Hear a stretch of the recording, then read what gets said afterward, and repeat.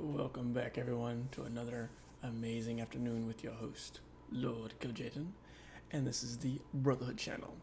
And we're going tonight, it's going to be another comic book hour night, where we'll be discussing another one of my key issues.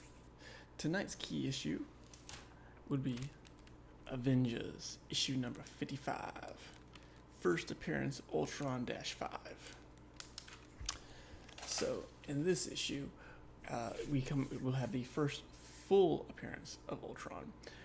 Issue 54 is actually the issue of the Crimson Cowl. So Ultron has disguised himself as he is the leader of the the new Masters of Evil, which is also issue again 54, which is their first full appearance. As many of you know, Ultron actually they had a movie about Age of Ultron, which in reality was like a week, and the Age of Ultron was a lot longer. But either way, I'll show you a quick clip of Ultron himself if you have not seen him before. You kind of already haven't, but here you go. Captain America, God's righteous man, pretending you could live without a war. I can't physically throw up in my mouth, but If you believe in peace, then let us keep it. I think you're confusing peace with quiet. So as you can see, that would be our boy Ultron right there.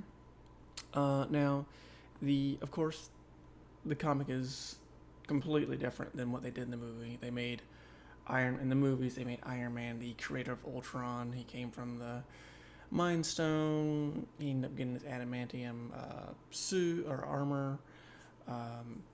So they completely changed the storyline of where Ultron came from. Originally, Ultron actually came from Hank Pym. He was the actual creator of it, and he had actually used his brain patterns to create an artificial intelligence that went haywire. And it eventually evolved into Ultron himself, which was Ultron-5. And then, as I said, he took over as he became the new Masters of Evil leader as the Crimson Cowl, where that's his first. Issue 54 were his first cameo appearances. Issue 55 is where he actually becomes first full appearance and named Ultron 55. So, as the story progresses, he fights not all the Avengers, not like in the movie. He only fights a very small portion of them. Of course, he loses. The new Masters of Evil lose, and we don't see him again till issue 57, where he creates the Vision. The Vision himself, and I'll go into this because we'll probably update this one later when we go back into when I eventually come across a copy of issue 57. But issue 57 is where the Vision himself first appears, that Ultron creates. He uses the brain patterns from. Oh, it's gonna give me that.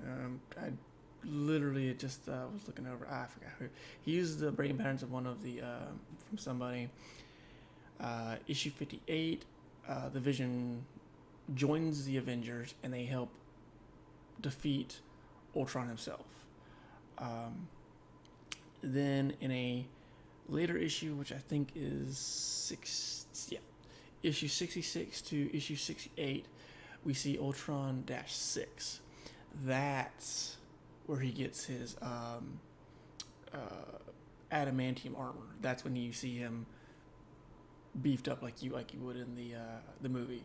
So it's quite a distance between what they showed in the movie, how quickly it just kind of paced through it, versus the comic books, which is understandable, but just for me, it was kind of a waste of potential. It should have, for me, cinematic-wise, Ultron should have been played better. They should have shown maybe his programming at the start of Phase 2 to the end of Phase 2, and that's where Ultron finally reveals himself, and he did all these horrible things that kind of like what they did with Thanos, where they just kind of showed pieces of him. Done the same thing with Phase 2 of the Marvel Cinematic. If you're going to use a big character like Ultron, not one movie, within a week, he's done. To me, it was a waste of potential for such a fascinating character, in my opinion. Especially since he basically comes back multiple times with Ultron number 5, 6, 7, yada yada yada. The Vision, I thought they didn't do too bad of a job on. Pretty decent, I thought. But I think Hank Pym should have been, especially when they had Ant-Man, the Ant-Man movie. I think it would have been prevalent to have that earlier in the phase, and then Hank Pym could have been like, "Oh, I created this artificial intelligence," just briefly referenced it in the Ant-Man movie, and then it could have kind of built up from there. But that's a little too late. Oh well, what you gonna do? Anyway, back to the comic. So yeah, I mean, this is not a. I actually recently got this one off eBay. I think I purchased it for like $50. It's not a high grade comic. I want to say it's probably a 5.5 on the grading scale, so not bad. I broke even on it. It was one that I was wanting to get because again, it's Ultron. I'm kind of a fan of Ultron. So it was for me. It was worth getting versus the ones I've seen on there that are going for a lot more. I do plan to when I find one that's worth getting, I'm actually planning to get a copy of issue 57, which has Vision, and I'll share that one in a later video. I definitely want to get issue 54, the Masters of Evil, or the new Masters of Evil, kind of a companion to this one. Usually what I'll do when I go purchase comics, I like to always have like the companion ones to them. So like the origin of whoever it is. Like right now I've got for instance, yesterday I actually purchased the origins of Beta Ray Bill. It's not his first appearance, because his first appearance is the previous issue. So I'm still trying to find that one. But I wanted to get, but I always like to try to do like this. So what I'm trying to do is I'm trying 54, which would be the cameo appearance of Ultron as the Crimson Cowl, and then I want to get 57, 58, 66 to 60, or 66 to 68, all of which has origins and first appearances of them as well. So that is actually something I'm currently working on accomplishing right now.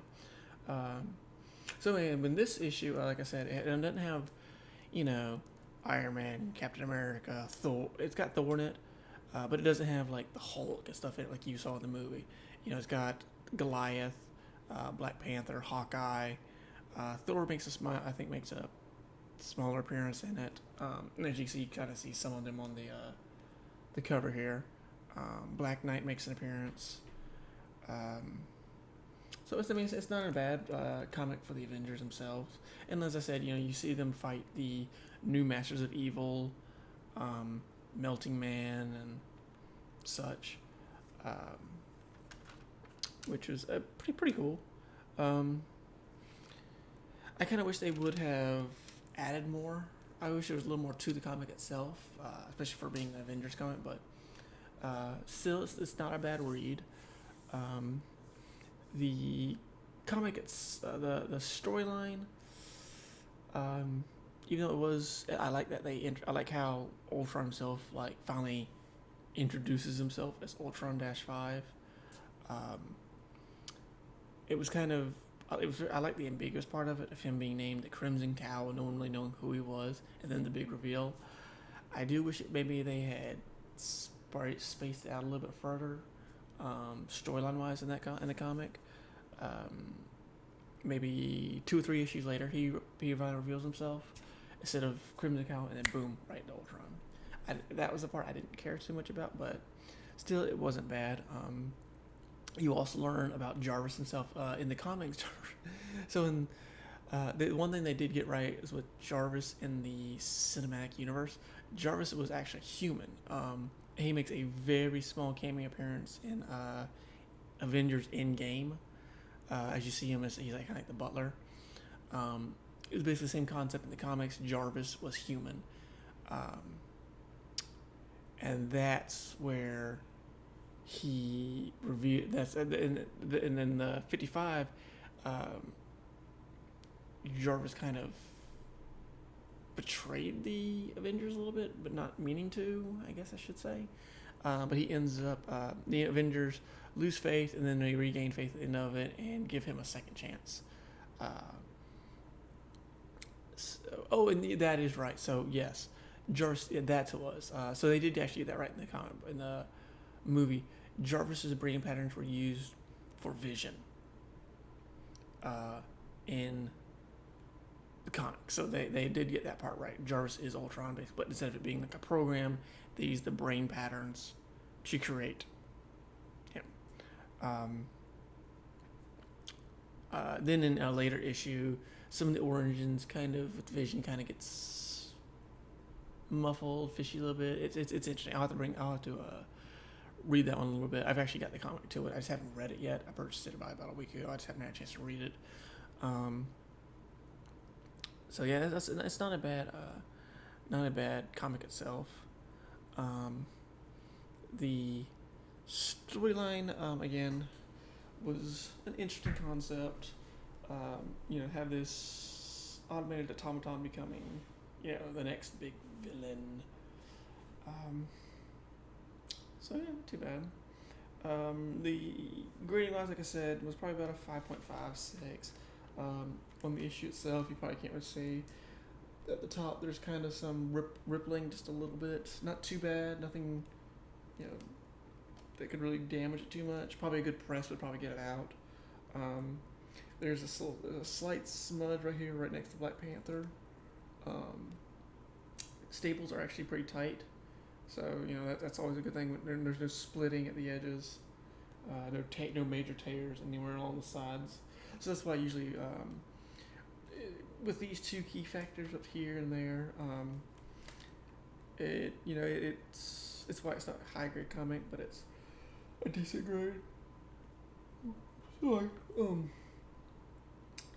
this one is one I actually do plan to get sent off, get graded probably in the next batch that I send off, to get an actual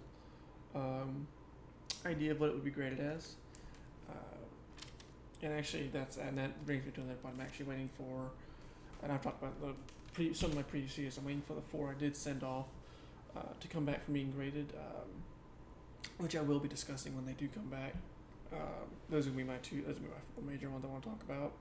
I recently sent off the first appearance of Juggernaut, X-Men number 13, first appearance of Gambit. Can't remember X-Men. Uncanny X-Men. I forget which one that one is. 2 something, 3 something. First appearance of Cable from the New Mutants, and first appearance of Carnage from the Amazing Spider-Man. When those get back, I'll be sharing those with y'all. But I do plan to send some of my other comics off, because I always try to just send 4 off, and then when I get 4 back, but it usually takes 4 to 6 weeks when they arrive at the place. I'm expecting them to be back in 2 weeks, hopefully, maybe 3 at the most. So it wasn't too bad of a. So it's not too bad. I'm planning, and the 4 I plan to actually send off are actually some of the ones I've talked about with y'all. This being one of them. I plan to send the Rocket Raccoon one I received. That's just in our last chit chat or comic book night. I plan to send that one off. Then I plan to send off the first comic we talked about, the Man They Call Nova. I'm gonna send that one off, and then I'm going to send off the last one I'm still thinking of, because I recently just purchased like 5-6 new comics recently. So I haven't decided yet on that one of those, or if I get one off eBay, because I'm looking at some very potential ones on eBay right now. If I can get it at a reasonable price, if I can get those, I plan to grab. If it's one of the 2 I want to get,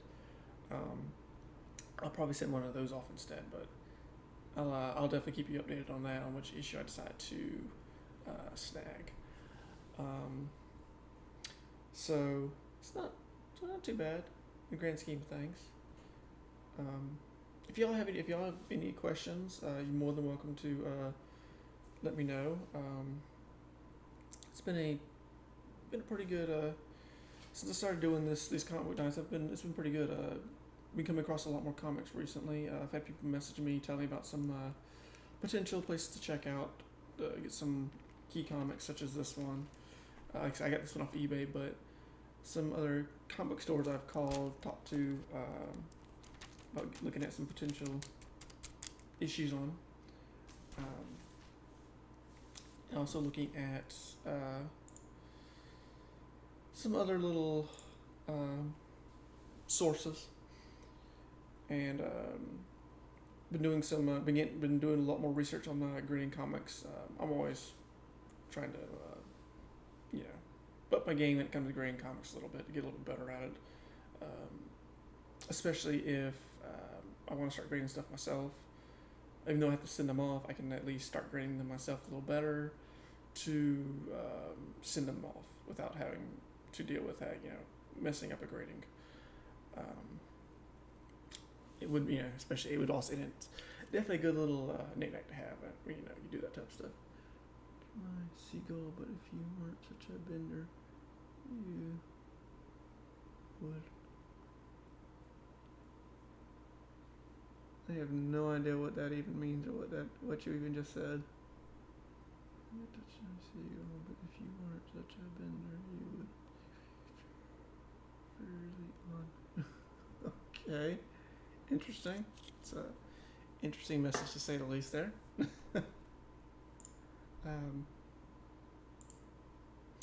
Anyway. I have no idea what that was.